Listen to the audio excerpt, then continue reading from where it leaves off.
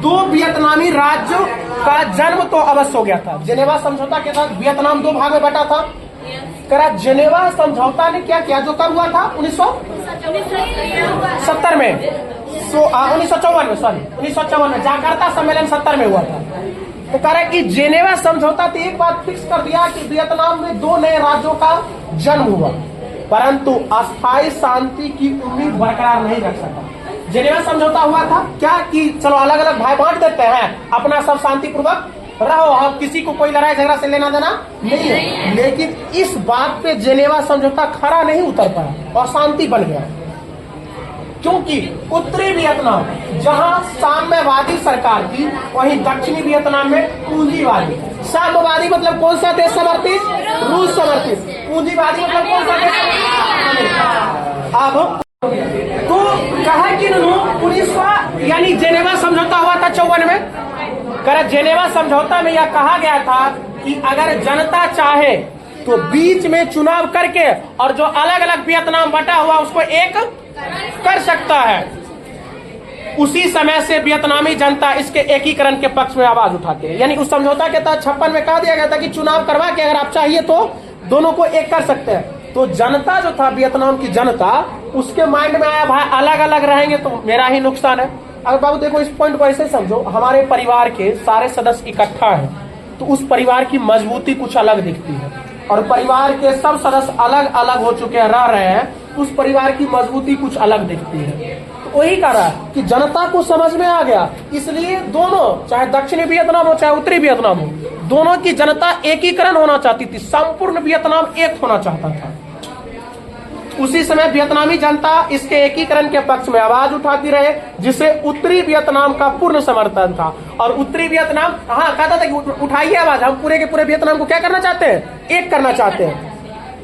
जबकि दक्षिणी वियतनाम की जनता शांतिपूर्ण प्रयासों से चूक गई, तो 1960 में वियतकांग यानी राष्ट्रीय मुक्ति सेना का गठन करके दक्षिण वियतनाम का जनता खुद वहां के सरकार के खिलाफ ही क्या कर दिया, विद्रोह शुरू कर दिया। और उसमें भी ये नहीं कि शांति प्रिय, हिंसात्मक विद्रोह, मार का। 1961 तक स्थिति इतनी बिगड़ गई कि दक्षिणी वियतनाम में आपातकाल लगाना पड़ा। क्या लगाना पड़ा? आपातकाल। माइंड में इतना सोच लो, कोरोना का 2 साल कैसे घर में पैक थे, बस आपातकाल का जो है इमेजिंग वहीं से कर लो। करा घोषणा कर देगी और वहां गृह युद्ध शुरू हो गया। गृह युद्ध मतलब अपने ही घर में लड़ाई झगड़ा, यानी वियतनाम के अंदर ही लड़ाई शुरू हो गया।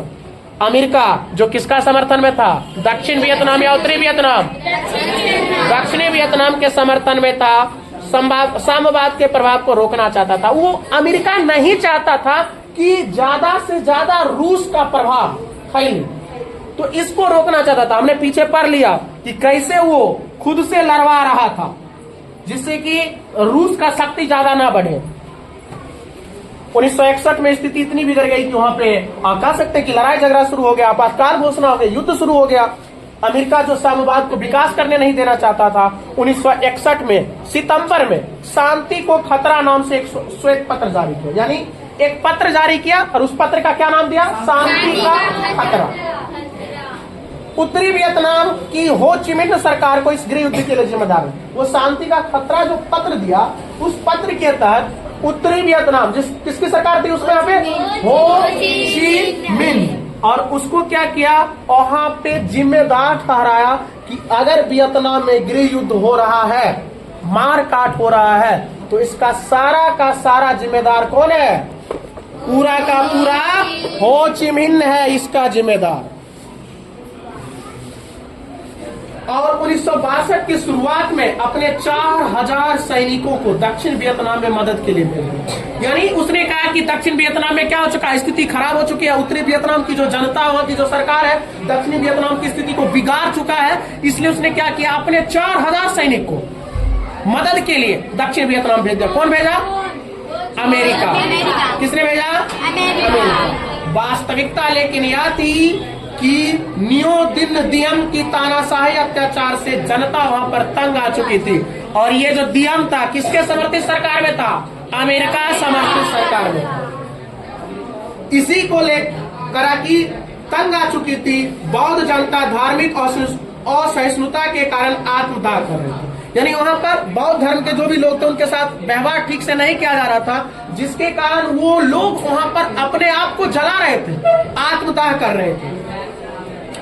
इसी को लेकर 1963 में सेना ने विद्रोह कर नियो दिन दिहम को मार डाला। क्या किया? दक्षिण वियतनाम के जनता को ही, वहां का जो राजा था उसको क्या किया? उन्होंने मार डाला। कहां के राजा को? दक्षिण वियतनाम के राजा को। और इस तरह से वहां के सैनिक मारा है, तो कैसी सरकार की स्थापना होगी? सैन्य सरकार की स्थापना होगी।